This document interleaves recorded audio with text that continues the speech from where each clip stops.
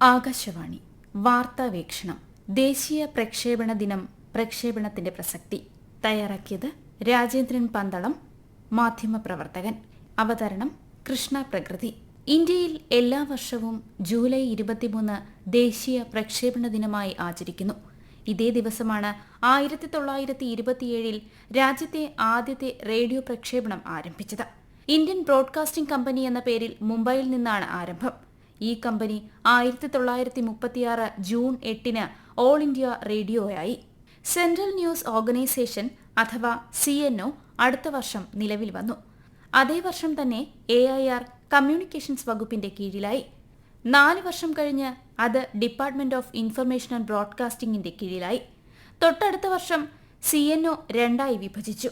News service division, external service division എന്നിങ്ങനെ. ഭാരതം പരമാധികാര republic ആയപ്പോൾ 1956 ആകാശവാണി എന്നായി ഈ ഒഫീഷ്യൽ ബ്രോഡ്കാസ്റ്ററുടെ പേര്. ചലച്ചിത്ര ഗാനങ്ങൾ മുഖ്യ ഘടകമാക്കിക്കൊണ്ട് 1957 ജനപ്രിയമായ വിവിധ് ഭാരതി സർവീസ് ആരംഭിച്ച അന്നു മുതൽ ആകാശവാണി അതിന്റെ അടിസ്ഥാന പ്രമാണമായ ബഹുജനഹിതായ ബഹുജനസുഖായ എന്നതിന്റെ അടിസ്ഥാനത്തിൽ ജനങ്ങൾക്ക് വിവരവും വിജ്ഞാനവും പ്രദാനം ചെയ്തുകൊണ്ടിരിക്കുന്നു. വിദൂരവും ദുർഘടവുമായ പ്രദേശങ്ങൾക്ക് ആകാശവാണി ഊന്നൽ നൽകുന്നുണ്ട്.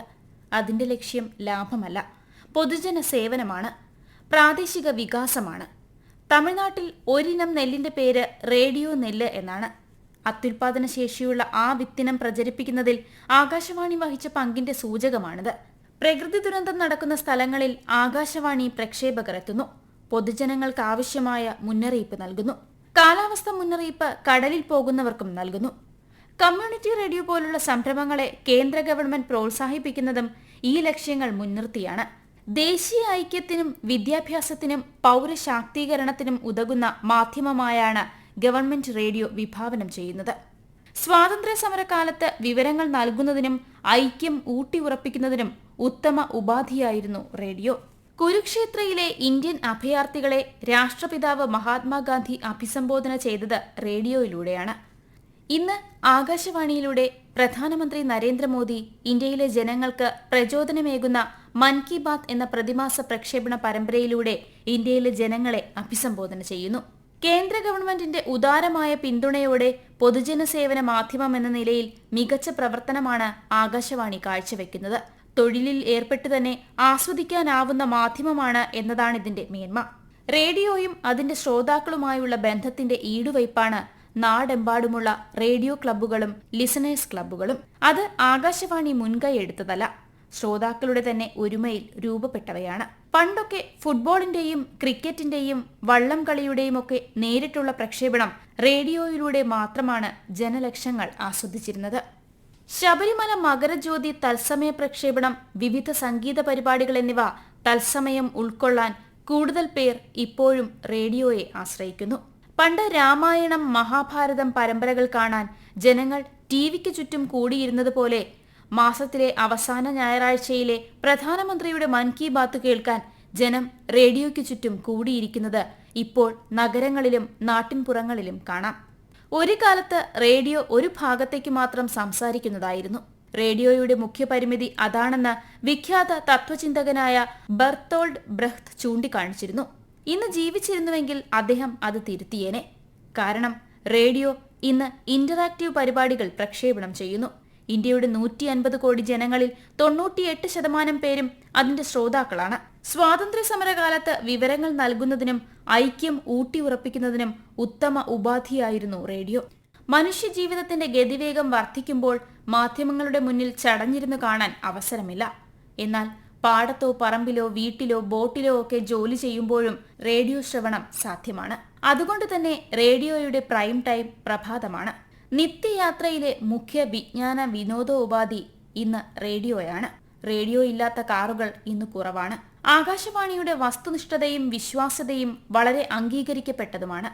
ഇതുകൂടാതെ മൊബൈൽ ഫോണിൽ തന്നെ ഇന്ന് റേഡിയോ ആപ്പ് ലഭ്യമാണ്. News on air app install ചെയ്താൽ ഇന്ത്യയിലെ എല്ലാ നിലയങ്ങളിലെയും പരിപാടികൾ നമുക്ക് വിരൽത്തുമ്പിൽ ലഭിക്കും. കേന്ദ്ര സംസ്ഥാന സർക്കാരുകൾ, നിയമനിർമ്മാണ സഭകൾ, നിയമങ്ങൾ, ഭരണഘടന, പഞ്ചവത്സര പദ്ധതികൾ, ദേശീയ പ്രസ്ഥാനങ്ങൾ, മതസാംസ്കാരിക പരിപാടികൾ, സിനിമ തുടങ്ങിയവയുമായി ബന്ധപ്പെട്ട് ഇന്ന് നിലവിലുള്ള ഭൂരിപക്ഷം വാക്കുകളും ആവർത്തിച്ചുള്ള പ്രക്ഷേപണങ്ങളിലൂടെ ജനഹൃദയങ്ങളിൽ ഉറപ്പിച്ചത് ആകാശവാണിയാണ്. വാർത്തകളിലും അറിയിപ്പുകളിലും ആഖ്യാനങ്ങളിലും മാനക ഭാഷ മാത്രം റേഡിയോ ഉപയോഗിക്കുന്നു. സാങ്കേതിക വിദ്യയുടെ സൃഷ്ടിയാണ് റേഡിയോ. 1910-നും 20-നും ഇടയിൽ തുടക്കമിട്ട റേഡിയോ ഇപ്പോൾ എത്തി നിൽക്കുന്നത് ഡിജിറ്റൽ വിപ്ലവത്തിലാണ്. രാഷ്ട്രപിതാവായ മഹാത്മാഗാന്ധി റേഡിയോയെക്കുറിച്ച് പറഞ്ഞത് ഇങ്ങനെയാണ്: അത് ദിവ്യമായ അനുഗ്രഹവും ശക്തിയുമാണ്. കുരുക്ഷേത്രയിലെ അഭയാർത്ഥികൾക്ക് സന്ദേശം നൽകാൻ ന്യൂഡൽഹിയിലെ ആകാശവാണിയിലേക്ക് പോകും വഴിയാണ് മഹാത്മജി ഇത് പറഞ്ഞത്. മഹാത്മാഗാന്ധി ചരിത്രധന്യമായ ആ പ്രഭാഷണം നടത്തിയ സ്റ്റുഡിയോ ബാപ്പു സ്റ്റുഡിയോ എന്ന് അറിയപ്പെടുന്നു. ജനങ്ങളുമായുള്ള ആശയവിനിമയത്തിനും രാഷ്ട്രനിർമ്മാണത്തിനുമുള്ള ഉപകരണമായാണ് ജവഹർലാൽ നെഹ്റു ആകാശവാണിയെ കണ്ടത്. മഹാത്മാഗാന്ധിയുടെ വിയോഗത്തെ തുടർന്ന് പ്രകാശം മറഞ്ഞു എന്ന പ്രഭാഷണം അദ്ദേഹം നടത്തി. ഓൾ ഇന്ത്യ റേഡിയോയ്ക്ക് ആകാശവാണി എന്ന പേര് നൽകിയത് പ്രൊഫസർ MV ഗോപാലസ്വാമിയാണ്. എത്രയെത്ര മഹാരഥന്മാരെയാണ് ആകാശവാണി കണ്ടെത്തിയത്. ഈ മാസം 11-ന് നമ്മെ വിട്ടുപിരിഞ്ഞ എസ് ജാനകി എന്ന ഗാനകോകിലത്തെ കണ്ടെത്തിയത് ആകാശവാണിയാണ്. അഖിലേന്ത്യാ തലത്തിൽ നടത്തിയ സംഗീത പരീക്ഷയിലൂടെയാണിത്. മെൽവിൻ ഡിമല്ലോ എന്ന ജനപ്രിയ ഇംഗ്ലീഷ് വാർത്താ വായനക്കാരനെയും കണ്ടെത്തിയത് ആകാശവാണിയാണ്. സംഗീതത്തിന്റെ ചക്രവർത്തിനി എന്ന് നെഹ്റു വിശേഷിപ്പിച്ച MS സുബ്ബലക്ഷ്മി, പണ്ഡിറ്റ് രവിശങ്കർ തുടങ്ങിയ സംഗീത പ്രതിഭകളെ ആകാശവാണി ഉയർത്തി. ഫിറാഖ് ഗോരഖ്പുരിയും സുമിത്രാനന്ദൻ പന്തും അമൃത പ്രീതയും ആകാശവാണിയുടെ സാഹിത്യ പരിപാടികളുടെ ഭാഗമായിരുന്നു. മലയാളത്തിൽ നിന്നാകട്ടെ Akkitham, G Sankara Kurup, P Bhaskaran, P Kesavadev, UA Khader, NN Kakkad, Thikkodiyan, Uroob തുടങ്ങിയവർ ആകാശവാണിയുടെ സ്റ്റാഫ് ആർട്ടിസ്റ്റുകളായിരുന്നു. P Padmarajan, K Raghavan, MG Radhakrishnan എന്നിവർ ആകാശവാണിയുടെ ഭാഗമായിരുന്നു. KP ഉദയഭാനു, കമുകറ പുരുഷോത്തമൻ, നെയ്യാറ്റിൻകര വാസുദേവൻ, പാല CK രാമചന്ദ്രൻ, പെരുമ്പാവൂർ G രവീന്ദ്രനാഥ് തുടങ്ങിയവരുടെ സാന്നിധ്യം ആകാശവാണിയെ ധന്യമാക്കി. ശാസ്ത്രീയ ഗാനത്തിലായാലും നാടോടി പാട്ടിനായാലും റേഡിയോയിലേതുപോലെ പ്രാധാന്യം മറ്റൊരു മാധ്യമത്തിലും ലഭിക്കുന്നില്ല. ദുരന്ത നിവാരണം, പൊതുസേവനം, വിദ്യാഭ്യാസം എന്നിവയ്ക്കുള്ള വിശ്വസ്ത മാധ്യമമായിട്ടാണ് ഗവൺമെന്റ് റേഡിയോയെ കാണുന്നതെന്ന് വാർത്താവിതരണ പ്രക്ഷേപണ മന്ത്രി അശ്വിനി വൈഷ്ണവ് പറഞ്ഞു. നിർമ്മിത ബുദ്ധിയും ഡിജിറ്റൽ വിദ്യയും പ്രയോജനപ്പെടുത്തി റേഡിയോയെ കൂടുതൽ ജനപ്രിയമാക്കുമെന്നും അദ്ദേഹം അറിയിച്ചു. ദേശീയ പ്രക്ഷേപണ ദിനത്തിൽ വാർത്താവിതരണ മന്ത്രാലയം 1927 മുതലുള്ള പ്രക്ഷേപണത്തിന്റെ പാരമ്പര്യം അനുസ്മരിച്ചു.